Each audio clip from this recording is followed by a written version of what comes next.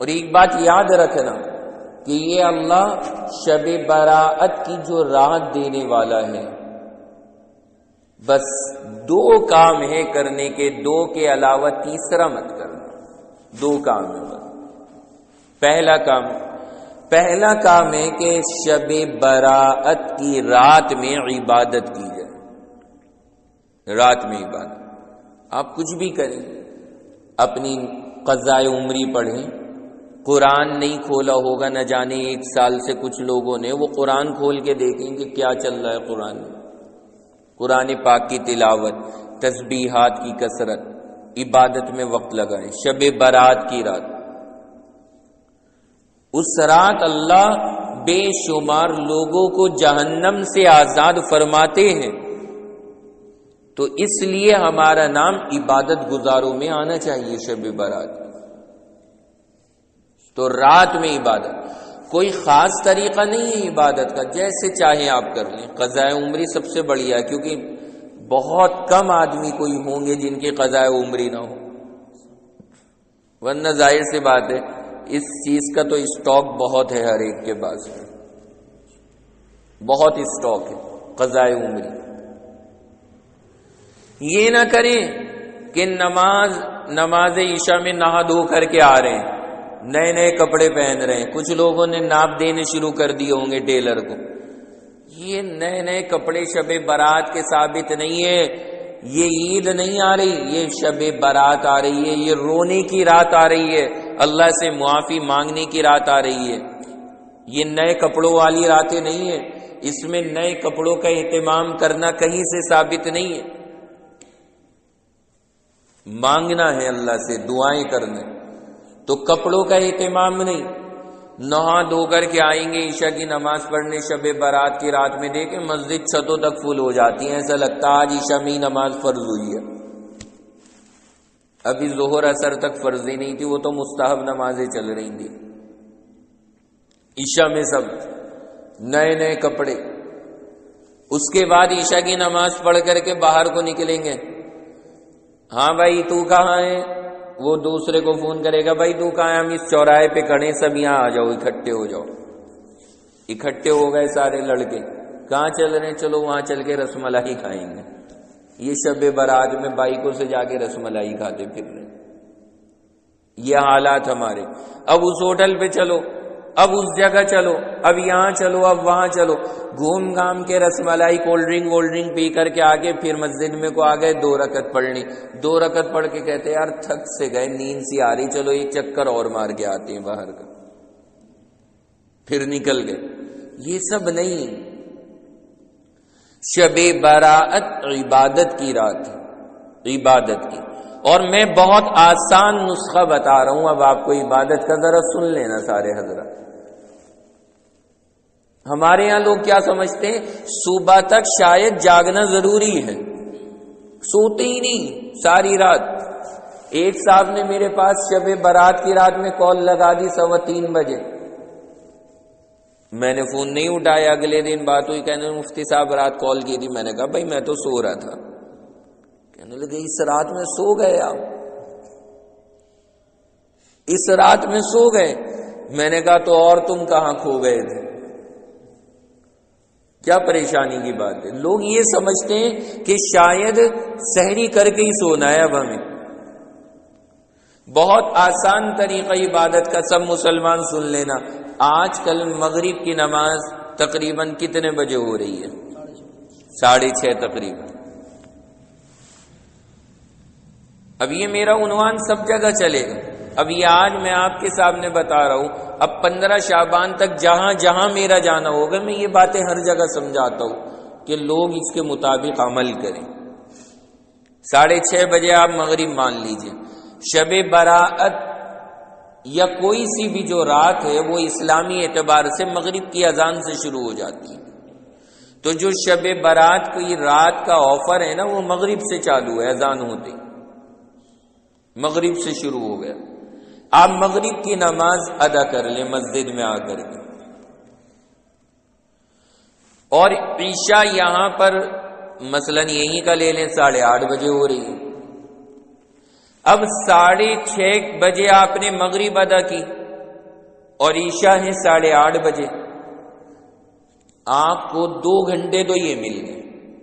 آپ مسجد میں آؤ، مغرب میں مغرب ادا کرو، اس کے بعد اپنی قضائے عمری، قرآن کی تلاوت، تسبیحات، اللہ سے دعائیں، ان چیزوں کے اندر 2 گھنٹے گزار دیں. 8:30 بج گئے، عشاء ہو گئی، عشاء پڑھ لیں.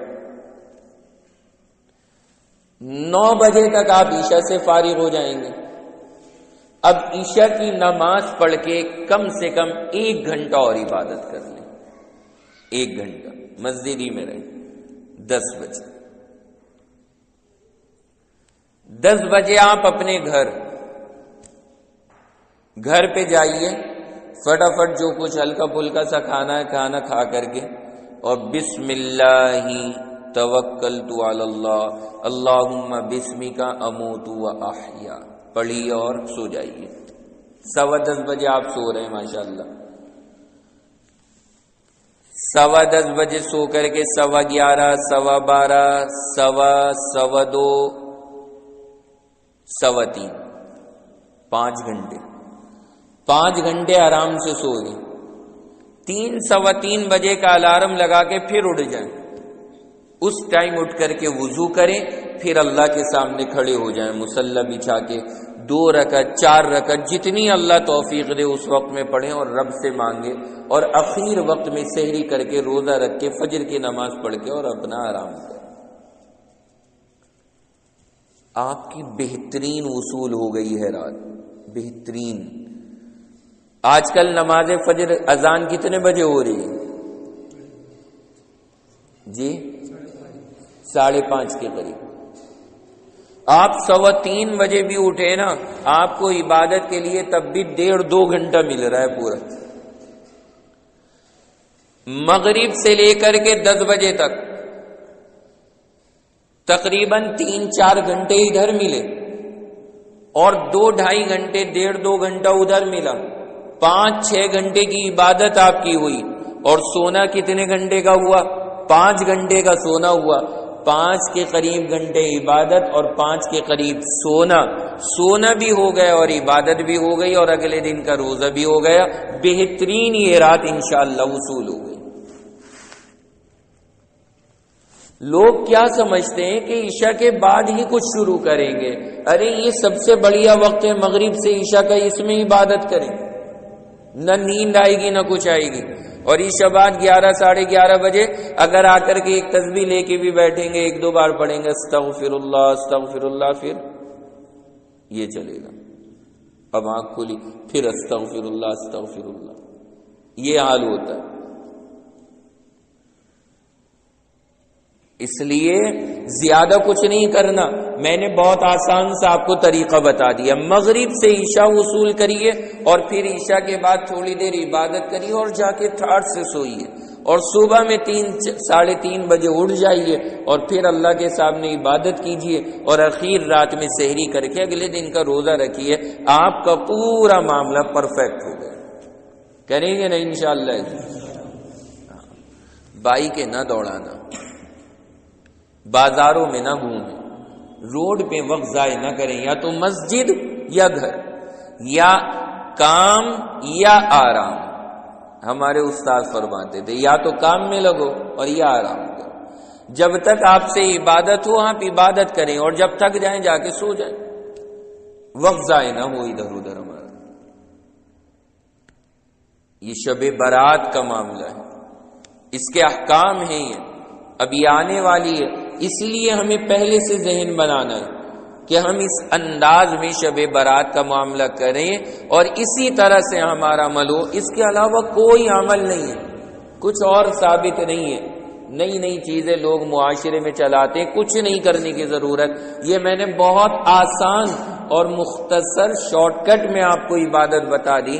اس کے بعد پھر کوئی پریشانی کا معاملہ نہیں. اس کے مطابق شب برات کی عبادت کریں، اس کا اہتمام. تو رات میں عبادت اور اگلے دن کا روزہ، بس 2 کام ہیں. یہ 2 کام ہو گئے، ہمارا کام پورا ہو گیا. اس کے علاوہ کچھ نہیں. اور ساری رات جاگنا بھی ضروری نہیں. اچھا ہاں، قبرستانوں میں بھیڑ لگائے رہتے، دیکھنے میں آیا کچھ قبرستانوں میں لائٹیں لگا دی جاتی، لائٹیں، اور شہر کے اندر جو ایک دو قبرستان ہیں، کیونکہ شب برات کی رات میں بھی ہمارے پروگرام رہتے، ایک مرتبہ میں بیان کر کے آ رہا، شب برات چل رہی تھی، ایک قبرستان کے سامنے سے گزرا، وہاں بھیڑ لگی پڑی، میں نے پوچھا یہاں کیا ہو رہا ہے؟ کہ قبرستان میں حلوہ اور بریانی بٹ رہا ہے، وہاں مارا ماری ہو رہی حلوے پہ، بریانی پہ، لگے پڑے سارے کے سارے کٹوریاں لے لے کر کے۔ ارے ظالموں، یہ رات حلوے کھانے کی نہیں ہے، یہ رات بریانی کی نہیں ہے، حلوے بریانی پورے 365 دن کھانے کی اجازت ہے، کھائیں جتنا کھانا ہے، لیکن اس رات میں اسپیشل آفر مغفرت کا ہے، بریانی پہ تھوڑی کوئی آفر آیا ہے۔ بریانی پہ یہی تو ہے کہ بس وہ فری میں مل رہی ہے، لیکن جو مغفرت اس رات میں فری میں مل رہی ہے اس کی قدر نہیں ہے ہمیں اور آپ کو۔ ایک پلیٹ بریانی اور ایک کٹوری حلوہ، اس کے پیچھے ہماری قوم لگی پڑی، عجیب معاملہ ہو رہا ہے ہمارا۔ قبرستان کوئی سین نہیں ہے قبرستان کا اس رات میں۔ آپ آج چلے جائیں قبرستان، آج کوئی جائے گا نہیں، اجی آج نہیں جا رہا، کیوں نہیں جا رہا؟ ڈر لگ رہا کہیں بھوت نہ پکڑ لیں۔ وہاں کون سے بھوت اعتکاف کر رہے ہیں؟ آج جائیں جسے جانا ہو۔